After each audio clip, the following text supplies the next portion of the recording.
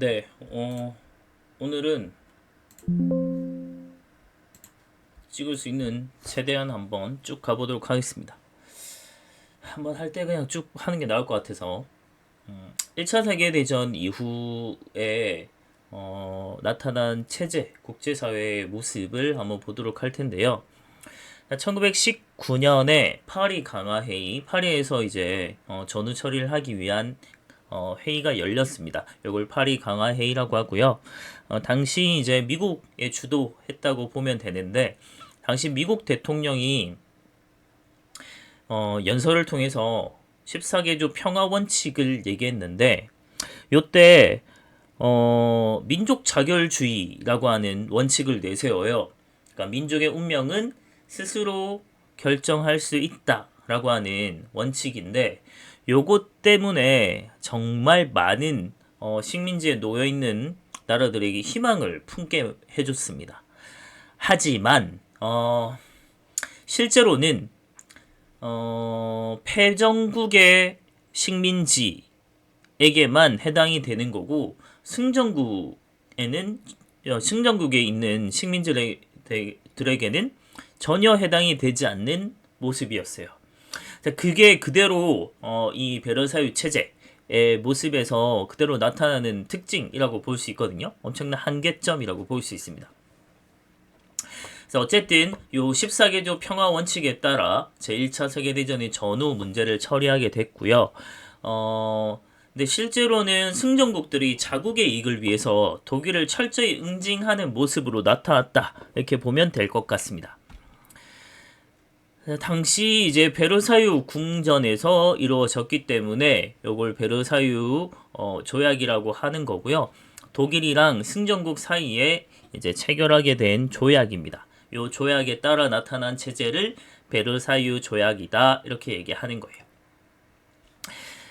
뭐 여러 내용들이 너무 많겠지만 독일의 입장에서만 일단 한번 보면 독일은 일부 영토, 그러니까 한 10% 정도를 잃게 되고요. 해외 식민지를 전부 상실하게 됩니다. 그리고 엄청난 배상금을 지불하게 되죠. 결국 이런 불만 때문에 결국은 독일은 2차 세계대전을 또 준비하게 되는 거기도 합니다. 그건 나중에 다시 이어서 볼 거고요. 자, 그래서 이렇게 나타난 베르사유 체제인데 이제 승전국과 패전국 사이에 개별적인 조약을 막 체결하게 되면서 나타난 체제입니다. 그래서 새로운 국제 질서가 탄생을 했고요. 이걸 베르사유 체제라고 얘기를 합니다. 이 체제 속에서 자기들이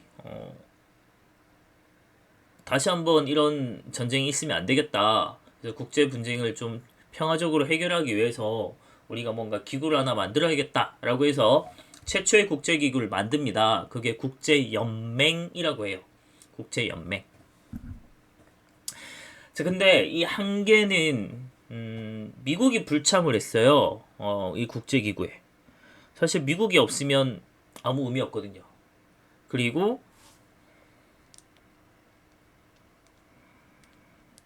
침략행위를 막을 수 있는 군사력이 부재했습니다. 그러니까 뭐 만약에 다른 나라끼리 분쟁이 일어났을 때, 요 국제연맹에서 야 싸우지 마. 그래서 야 평화적으로 해결해. 이렇게 그냥 권고를 할 수는 있지만 실제로 붙었을 때 그걸 막을 수 있는 군사력은 전혀 없는 거예요. 그래서 그냥 말로만 싸우면 안 돼, 싸우면 안 돼 이렇게 할 수 있는 정도입니다. 자, 그렇게 됐고, 그리고 민족 자결주의 원칙에 따라 러시아랑 그리고 패전국의 식민지가 독립을 하게 되면서 동유럽에 엄청나게 많은 신생 독립국이 탄생을 하게 됩니다. 뭐 스탄부터 해서 뭐 에스토니아, 그루지아, 뭐 우크라이나 뭐 이런 애들 많죠. 그런 독립국이 탄생을 하게 됐고요. 자, 한계점은 아까도 얘기했지만 승전국의 이익을 가장 우선으로 하게 되면서 승전국의 식민지는 그대로 유지되는 모습입니다. 그러니까 그 윌슨의 민족자유주의 원칙이라고 하는 것도 결과적으로는 패전국에 대해서 엄청나게 가혹하게 응징을 하는 모습이지 승전국에 대해서는 전혀 해당되지 않는 사항이었다라는 점입니다. 그게 우리한테 뼈아픈 거죠. 왜냐하면 일본은 1차 대전에서 승전국이었다는 점이죠. 그래서 우리는 독립을 하지 못하죠. 사실은 그 밀슨의 민족 자결주의 원칙을 듣고 우리가 희망을 품고 3.1 운동을 준비하게 되면서 3.1 운동이 일어났는데 우리 손을 들어주지 않습니다. 결국은 독일을 너무나도 처절하게 응징을 했던 모습이라서 독일이 불만을 품게 됐고 또 다른 전쟁을 좀 예고하게 된 모습이었다, 이렇게 좀 볼 수 있을 것 같아요. 자, 하지만 나름대로 평화를 위해서 좀 여러 가지 노력을 하긴 했어요. 당시 이제 1921년에 워싱턴 군축 회의라는 걸 통해서 미국, 영국, 일본, 프랑스, 이탈리아가 군비를 축소하기 위한 회의를 좀 합니다. 그래서 해군에 대해서 좀 군비를 축소하자, 이런 걸 하게 됐고, 태평양 극동 문제에 대해서 이랬던 국제 회의였다, 이렇게 보면 되고요. 그리고 좀 더 이제 중요하게 볼 수 있는 게 1928년에 있었던 켈로그 브리앙 조약입니다. 켈로그 하면 떠오르는 그 아이가 있는데, 켈로그는 당시 미국 국무장관 이름이었고요. 브리앙은 프랑스 외무부 장관의 이름이었습니다. 그걸 따서 이제 조약 이름을 딴 건데, 부전 조약, 말 그대로 전쟁을 하지 말자는 조약입니다. 자, 어떤 거였냐면 한 15개국 정도가 참여해서 이제 전쟁을 그만하자, 전쟁을 하지 말자라고 하는 조약을 맺은 거고요. 전쟁을 최초로 위법화한 국제 조약이라고 볼 수 있습니다. 그래서 굉장히 중요한 조약인데, 마찬가지로 한계점이 뭐냐면, 요 가입국 중에는 독일과 일본이 있었거든요. 근데 결국은 요 두 나라가 2차 대전의 주범이 되기도 하죠. 그래서 참 약속이 의미가 없는 것인가 싶기도 하고요. 자, 어쨌든 그 뒤로 독일, 오스트리아, 오스만 제국에서 민주공화국이 수립이 되면서 좀 민주주의가 세계사적으로 좀 발전해가는 모습이 있었다, 더디지만. 그리고 남녀평등의 보통선거가 확립되기도 했고요. 1920년대쯤 오게 되면. 그리고 노동자의 권리도 점차 향상되는 모습이 나타났다. 자, 그러면 1차 세계대전 이후에 아시아, 아프리카의 반제국주의 운동, 민족운동은 어떻게 나타났나, 이런 거 한번 볼게요. 일단 중국부터 보겠습니다. 자, 중국 같은 경우는 신문화운동이라고 해서 낡은 유교 전통 버리고 민주주의랑 과학 등 서양 문물을 수용하자, 이런 것들이 나오게 됩니다. 뭔가 엄청 1900년대 이때 와가지고 10년대 이후에 넘어와서 이런 운동이 나타나기엔 너무 늦은 것 같긴 한데, 그래도 중국 사회를 좀 개혁하자는 주장, 이런 것들이 좀 나타나기도 했습니다. 그리고 중국에서 되게 엄청난 대규모의 민족운동이라고 하면 오사운동을 떠올릴 수 있는데요. 1919년은 우리에게도 엄청 중요한 때잖아요. 3.1운동이 일어난 때고요. 우리의 3.1운동의 영향을 받아서 중국에서도 오사운동이 일어났다, 이렇게 볼 수 있습니다. 자, 일본이 산둥반도의 독일 조차지를 점령을 해버립니다. 그리고 만주랑 내몽골의 이권을 요구하는 이런 상황에서 베이징 대학생을 중심으로 반일 시위가 전개가 됐고요. 사례가 들려가지고. 그리고 일본 상품 불매운동, 안 갑니다, 안 삽니다, 우리 했었잖아요, 노제팬. 그리고 노동자 파업으로 좀 확산되는 모습이 있었다. 요게 이제 오사운동이었다라고 보면 됩니다. 그리고 1924년에 제1차 국공합작이 있었습니다.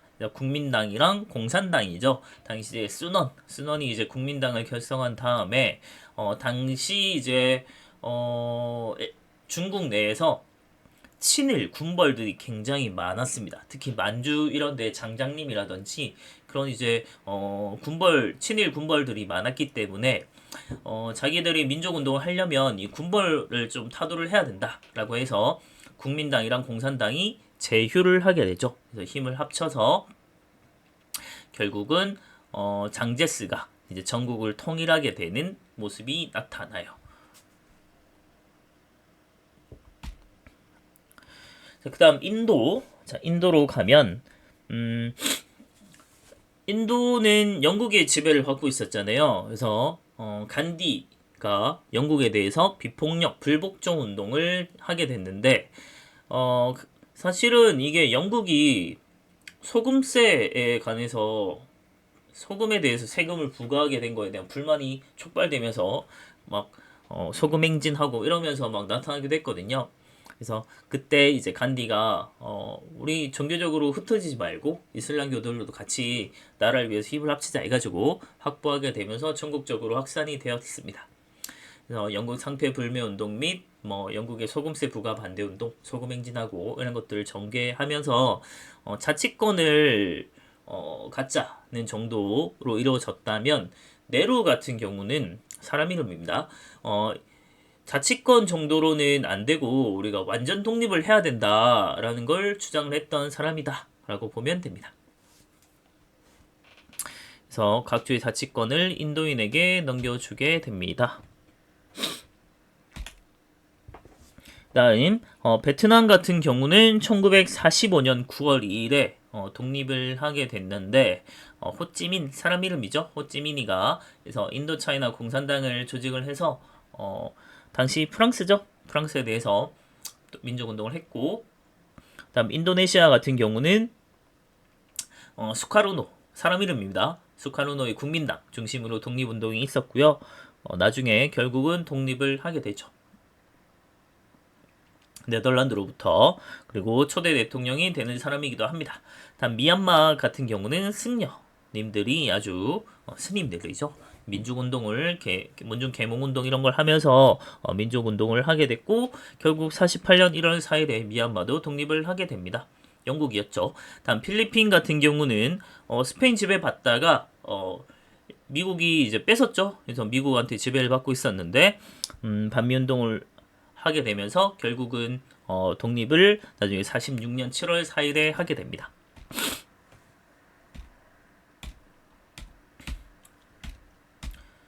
쭈랑롱권 오랜만이다. 쭈랑롱권.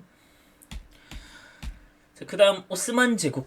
오스만 제국 같은 경우는 사실 1차 대전 이후로 완전히 무너지고 있었어요. 그러니까 막 그 안에 식민 지배받고 있던 애들이 다 독립을 하기도 했고 또 패전 국가였기 때문에 굉장히 제국이 이제 다 분열나는 모습이었는데 그때 이제 무스타파 케말 이런 사람이 집권을 해서 터키 공화국, 티르키예죠. 티르키예 공화국을 수립을 하게 되면서 뭐 정치랑 종교를 분리하게 되고 여성에게도 참정권을 부여하고 로몬 문자를 사용한다든지 여러 가지 근대적인 개혁을 하게 되면서 꽤 성공을 하게 됩니다. 다음 이란 같은 경우는 영국이랑 러시아에 의해서 이제 분열되어 있었는데 반영 운동을 하게 되면서 팔레비 왕조를 수립하게 되었고요. 그리고 근대적인 개혁을 실시했다 정도.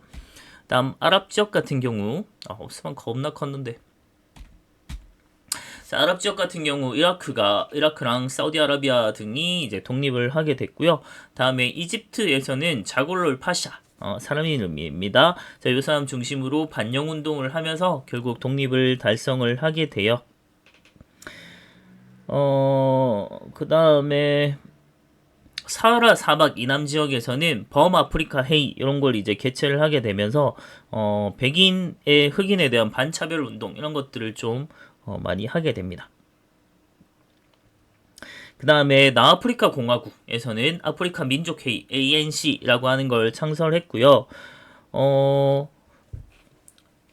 요게 남아프리카에는 당시 흑인에 대한 차별 체제가 있었죠. 그러니까 아파르테이트라고 하는 그 체제에 이제 반발하는 운동이 일어났고요. 주도했던 인물은 바로 여러분들도 아주 잘 알고 있는 넬슨 만델라라고 하는 사람입니다.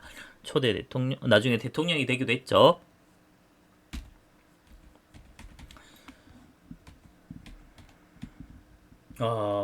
일단 여기까지 해야 될 것 같습니다. 더 하기에는 좀 힘들고 수고했습니다.